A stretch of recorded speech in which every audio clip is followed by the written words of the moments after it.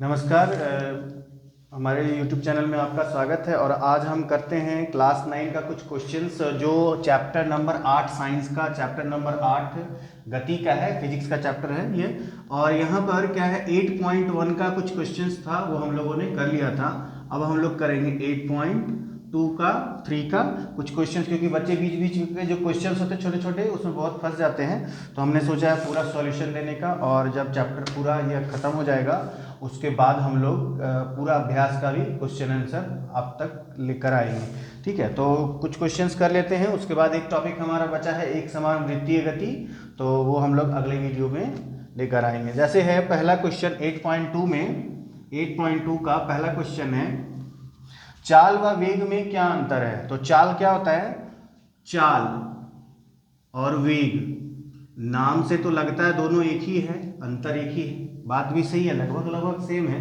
केवल अंतर क्या है, चाल बराबर होगा दूरी बटा समय, किंतु वेग होगा हमारा विस्थापन बटा समय, विस्थापन बटा समय। तो हमने देखा था कि दूरी क्या होती है, दूरी में कोई निश्चित दिशा नहीं होती है, लेकिन विस्थापन में एक निश्चित दिशा होती है। तो विस्थापन हमारी क्या है, सदिश राशि, तो उसके ऊपर हम बताए थे कि एक तीर दिया जाता है और दूरी पर तीर नहीं देंगे, यहाँ पर वेग पर हम तीर देंगे। क्यों? क्योंकि यह एक सदिश राशि है। जब विस्थापन एक सदिश राशि है तो वेग भी एक सदिश राशि होगी। विस्थापन हमारी दूरी हमारी अदिश राशि है, इसलिए चाल हमारी अदिश राशि है। तो दोनों में क्या अंतर होगा, जो चाल है वो चाल होता है दूरी बटा समय और वेग होता है विस्थापन बटा समय। चाल हमेशा अधिक रहेगा, वेग हमेशा कम रहेगा। क्यों? क्योंकि विस्थापन हमेशा कम होता है। कभी कभी बराबर भी हो सकता है, अगर सीधी रेखा रहेगी तो यहाँ पर दूरी बराबर विस्थापन, तो यहाँ पर वेग बराबर चाल। तीसरा अंतर आप क्या लिख सकते हैं कि चाल एक अदिश राशि है, वेग एक सदिश राशि है। ठीक है, तो ये पहला क्वेश्चन हो गया। दूसरा क्वेश्चन है किस अवस्था में औसत चाल औसत वेग के बराबर होगा, यानी कि यही अगला क्वेश्चन ही आ गया, चाल और वेग बराबर कब होंगे। तो जब एक सीधी रेखा में वस्तु गमन करेगी तो हमारा जो चाल होगा वही वेग होगा। हमारा चाल और वेग बराबर होने के लिए क्या चाहिए, दूरी और विस्थापन का मान बराबर होना चाहिए, है ना। जैसे कि कहीं भी अब जैसे कोई कहीं जा रहा है तो उसको उसके रास्ते मुड़ने नहीं चाहिए, एकदम सीधी रेखा रहेगी, तब हमारा औसत चाल और औसत वेग दोनों बराबर रहेगा। ठीक है, और अगर गया भी तो सीधा उसी रास्ते में उसको आना चाहिए, उसकी दिशा मोड़नी नहीं चाहिए। ठीक है। अच्छा, तीसरा क्वेश्चन है एक समान वस्तु एक समान गति से चलती है तो इसका मार्ग कैसा दिखाई पड़ेगा। एक समान गति से, तो एक समान गति से चलेगी तो इसका ग्राफ की अगर बात करें तो यह कैसा रहेगा, एक सीधी रेखा आएगी। जब हम दूरी समय ग्राफ लेंगे तो ऐसा आएगा, और जब चाल समय ग्राफ लेंगे तो कुछ इस तरह से आता है। ठीक है, तो यहाँ पर एक समान इसका मार्ग कैसा दिखाई देगा, तो मार्ग एक सीधी रेखा, दूरी समय ग्राफ पे यह एक सीधी रेखा दिखाई देगी। ठीक है, अगला क्वेश्चन है समय दिया है 5 मिनट।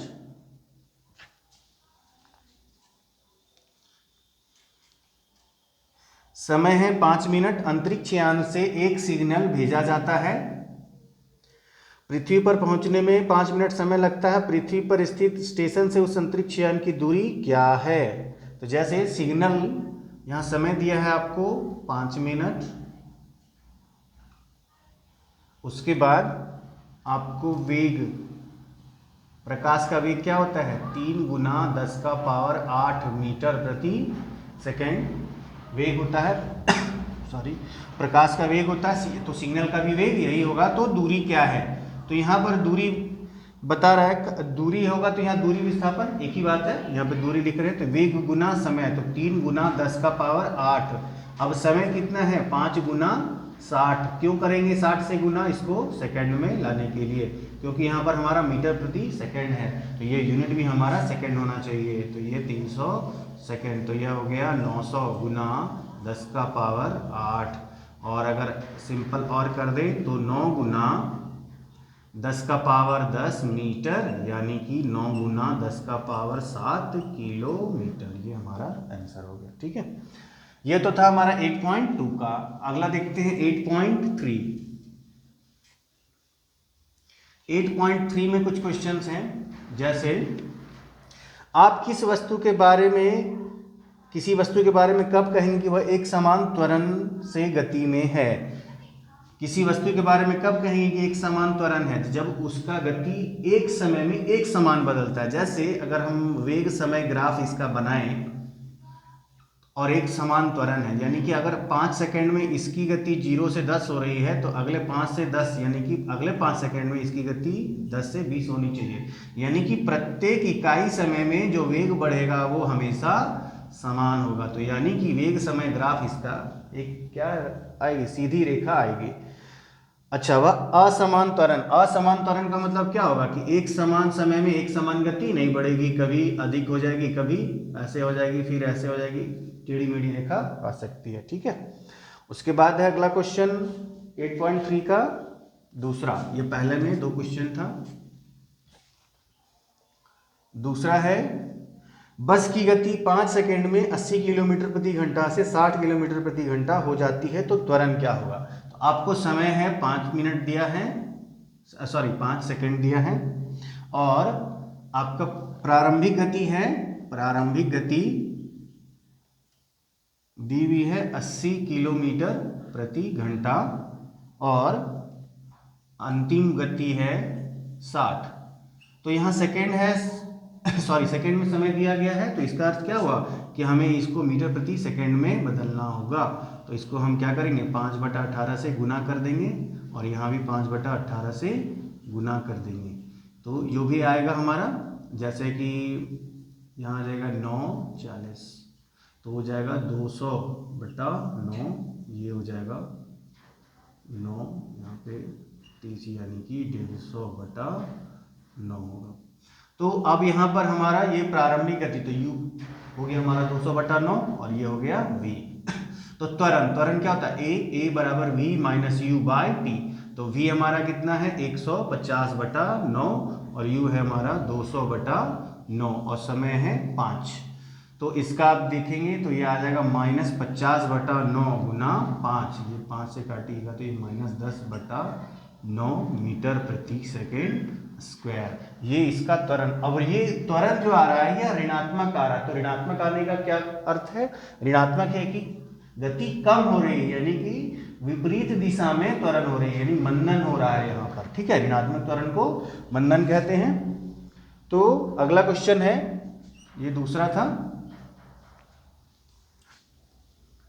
हम लोग ऑफलाइन क्लासेस में सारे क्वेश्चंस कराते हैं, बीच बीच में जितने भी क्वेश्चंस रहते हैं, कोई भी क्वेश्चंस हम लोग छोड़ते नहीं हैं। ठीक है, तो हम बहुत सारे बच्चे बनाते हैं, कुछ सारे बच्चे नहीं बना पाते हैं, कहीं फंस जाते हैं। तो हमने सोचा कि वीडियो के माध्यम से बता देना ज़्यादा अच्छा रहेगा। रेलगाड़ी स्टेशन से 10 मिनट में 40 किलोमीटर प्रति घंटा की चाल प्राप्त करती है, तो त्वरण क्या होगा? तो अब यहाँ पर देखिए सीधा सीधा दिया है 10 मिनट में 40 किलोमीटर प्रति घंटा की चाल प्राप्त करती है। अब यहाँ पर कुछ वैसा दिया नहीं है, तो आपको u कितना लेना है? u ले लेना है 0, शून्य, क्योंकि विरामावस्था ले लेना है। जब अगर दिया रहे विरामावस्था तो ठीक है, और अगर ऐसा क्वेश्चन दिया रहेगा तब सीधा प्रारंभिक गति को 0 ले लेंगे, यानी कि u को 0 ले लेंगे और v को ले लेंगे 40। तो 40 किलोमीटर प्रति घंटा, इसको जब आप मीटर प्रति सेकेंड में बदलेंगे तो 5/18, तो ये हो जाएगा 100/9 मीटर प्रति सेकेंड। क्यों? क्योंकि यहाँ 9 आएगा, ये 20 आएगा, तो 100/9 मीटर प्रति सेकेंड। तो त्वरण क्या होगा? तो t बराबर आप लेंगे 10 मिनट, तो 10 मिनट का अर्थ क्या हुआ? 600 सेकेंड। तो आप यहाँ से a निकाल दीजिए, v माइनस u/t। v का अर्थ क्या हुआ? 100/9 माइनस 0/600, तो यानी कि 100/9 गुना 600, 1/45 मीटर प्रति सेकेंड स्क्वायर। तो ये था 8.3। अब आता है 8.4 का क्वेश्चन। एक समान व असमान गति के लिए दूरी समय ग्राफ की प्रकृति क्या होगी? जैसे दूरी समय ग्राफ है और उसमें कह रहा है कि एक समान गति। दूरी समय ग्राफ की अगर बात करें तो यहाँ पर दो तरह का ग्राफ आएगा हमारे पास। ये दूरी समय और यहाँ भी दूरी समय होगा। ठीक है, जैसे एक समान त्वरण, तो एक समान त्वरण होगा कब, जब एक समान त्वरण का अर्थ क्या है कि सॉरी गति है, त्वरण नहीं है, एक समान गति है, तब यहाँ पर एक सीधी रेखा आएगी। त्वरण आ जाएगा तो वह एक पैराबोलिक कर्व आ जाएगा, जो पैराबोला आप लोग अभी पढ़े नहीं है इसलिए सिलेबस में नहीं है। ठीक है, अब यहाँ पर जैसे आएगा तो यह क्या आएगा, एक सरल रेखा आएगी एक समान गति में, क्योंकि एक समान समय में एक समान दूरी तय करेगी। अब जब एक समान दूरी तय नहीं करेगी तो क्या होगा, इसका ग्राफ कुछ इस तरीके से आ सकता है।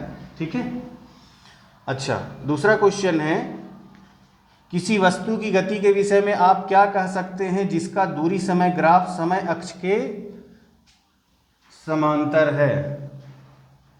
समय अक्ष के समांतर एक सरल रेखा है, दूरी समय ग्राफ है और समय अक्ष हमारा ये वाला है, एक्स वाला, एक्स को हमने समय लिया है और यही लेते भी हैं। तो कह रहा है समय अक्ष के समांतर, तो यहाँ पर देखिए मान लिया ये 0 है, ये 5 है, ये 10 मीटर है मान लिया, तो अगर ये सरल रेखा आएगी यानी कि ये दूरी हम हर एक दिशा में क्या, हर एक दिशा में क्या है 10 मीटर ही है, इसका मतलब यह दूरी बढ़ नहीं रही, इसका अर्थ यही हुआ कि यह वस्तु विराम अवस्था में है। ठीक है, तो आप यही लिखेंगे कि इसका अर्थ यह है कि वस्तु गति नहीं कर रही है, वस्तु विराम अवस्था में है या स्थिर है। तीसरा, चाल समय ग्राफ समय अक्ष के समांतर, अब है यहाँ पर चाल समय ग्राफ आ गया, वो दूरी समय था, यहाँ चाल समय ग्राफ है। तो आप क्या कहेंगे, अब चाल समान है तो इसका मतलब क्या हो गया, एक समान त्वरण हो गया, यह एक समान त्वरण हो जाएगा, सॉरी एक समान त्वरण नहीं होगा, मतलब त्वरण शून्य होगा।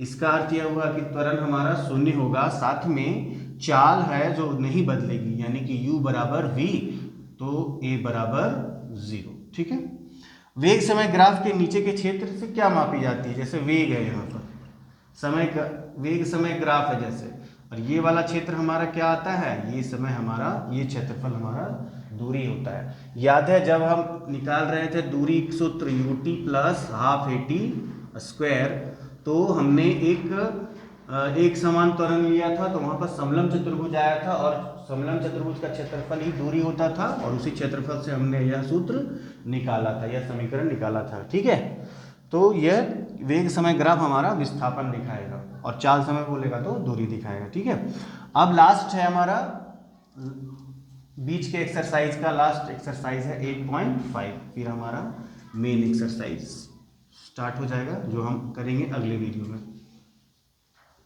8.5 है 3 क्वेश्चन, 5 क्वेश्चन है।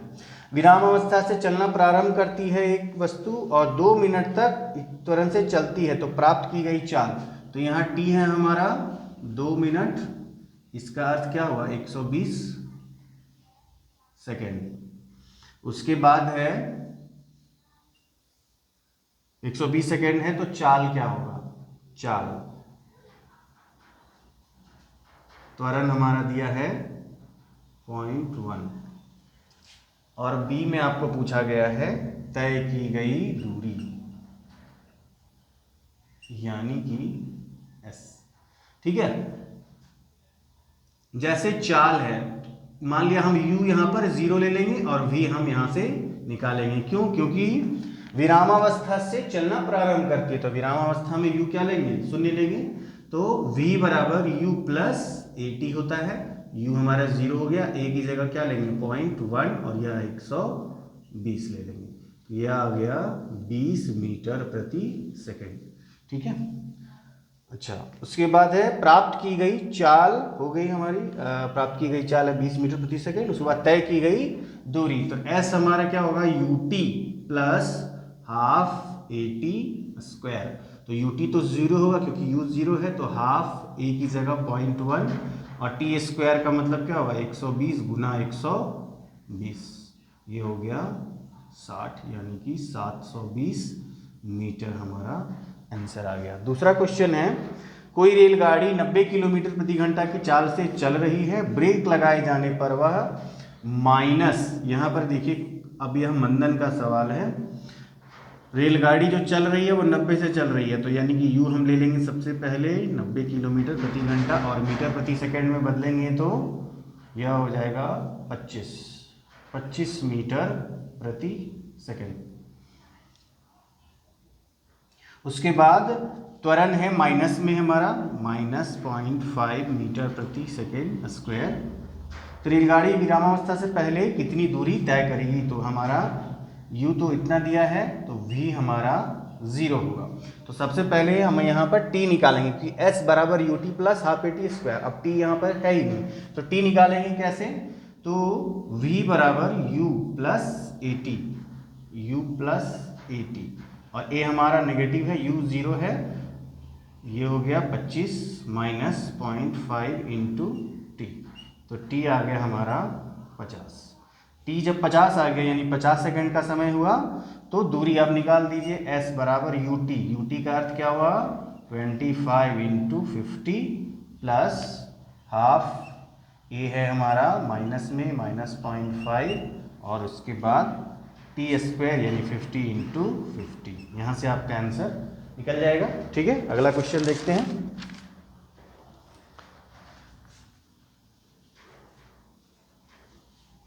एक दो क्वेश्चन और है बस, उसके बाद हम अगले अभ्यास करेंगे। और एक टॉपिक भी हमारा है एक समान वृत्तीय गति। एक ट्रॉली आनत तल का मतलब क्या होता है, स्लोपिंग जो रहता है, ढलान की त्वरण से आ रही गति प्रारंभ करने के 30 सेकंड के पश्चात उसका वेग क्या होगा। ठीक है, तो जैसे यहाँ पे सीधा सीधा डिनोशन लिखेंगे, त्वरण है 2 मीटर प्रति सेकंड स्क्वायर और समय दिया है 3 सेकंड। उसके बाद है तो वेग क्या होगा, तो वेग क्या होगा, v बराबर u प्लस ए टी, तो u 0 ले लेंगे और a into t that is 6 metre प्रति सेकेंड। ठीक है, चौथा क्वेश्चन है, एक रेसिंग कार का एक समान त्वरण 4 मीटर प्रति सेकेंड स्क्वायर से गति प्रारंभ करने के 10 सेकेंड पश्चात कितनी दूरी तय करेगा। तो यानी a दिया है आपको 4 मीटर प्रति सेकेंड स्क्वायर, u दिया है 0, उसके बाद समय दिया है 10 सेकेंड। आप s वाले फॉर्मूला लगा दीजिए, U T plus half A T square, ये तो 0 हो जाएगा, तो हाफ ए की जगह 4, टी का 10 गुना 10।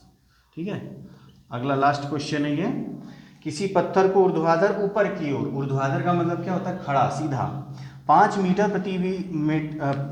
प्रति सेकेंड वेग से फेंका जाता है। यदि गति के दौरान पत्थर का नीचे की ओर दिष्ट त्वरण 10 मीटर प्रति सेकेंड स्क्वायर है, यानी कि जी यही a है, यही g है, क्योंकि सीधा फ्रीली फॉलिंग बॉडी के लिए क्या लेते हैं हम, 10 लेते हैं गुरुत्वीय त्वरण, ऊपर फेंका जाता है, और इसमें u हम कितना ले लेंगे, 5 मीटर प्रति सेकेंड लेंगे। तो कितनी ऊंचाई प्राप्त करेगी तथा पहुंचने में कितना समय लगेगा। तो समय कितना लगेगा, तो देखिए समय कैसे निकालेंगे, ये क्वेश्चन ध्यान से समझना है, क्योंकि ये सब तो सीधा सीधा फॉर्मूला पे था। यहाँ पे थोड़ा सा समझना है कॉन्सेप्ट क्या है, जैसे t क्या होगा, उसके बाद है ऊंचाई क्या होगी, यानी कि s या h क्या होगा, क्योंकि ऊंचाई है तो h दिखाएंगे यहाँ पर।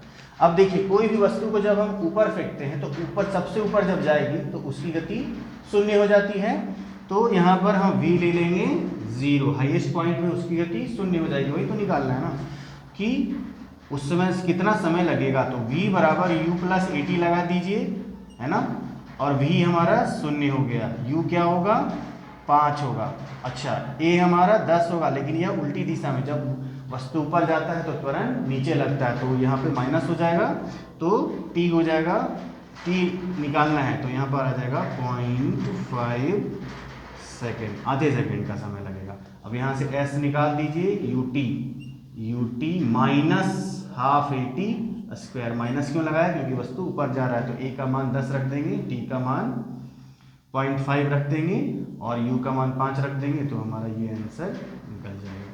ठीक है, आगे इस चैप्टर में कोई भी डाउट हो आप पूछ सकते हैं। अब बस एक टॉपिक है एक समान वृत्तीय गति, और कुछ अभ्यास के क्वेश्चंस हम लोग करेंगे टफ वाले। ठीक है, और हमारा चैप्टर ये समाप्त हो जाएगा। वीडियो देखने के लिए आपका धन्यवाद। अगर हमारा कंटेंट पसंद आए तो चैनल को सब्सक्राइब करें और आगे शेयर करें। धन्यवाद।